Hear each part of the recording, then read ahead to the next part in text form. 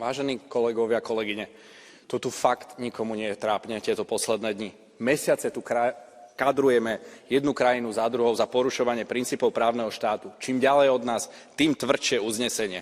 A potom príde to najflagrantnejšie porušenie právneho štátu, keď dosluhujúci prezident nášho spojenca USA udeli unblock amnestiu svojmu skorumpovanému, prefetovanému a pedofilnému synovi za akýkoľvek trestný čin, čo mohol spáchať za posledných 10 rokov. A Európsky parlament, etalón morálky, mlčí? Žiadne uznesenie, odsúdenie či pohoršenie? Čo ste zrazu všetci stratili chuť mudrovať do interných záležitostí cudzích štátov? Alebo sa len všetci šetríte na zajtrajšiu debatu o Kyrgyzstane? Tam si dupnete, čo? Ale ku korumpovanému komisárovi Reindersovi ani slovo, že?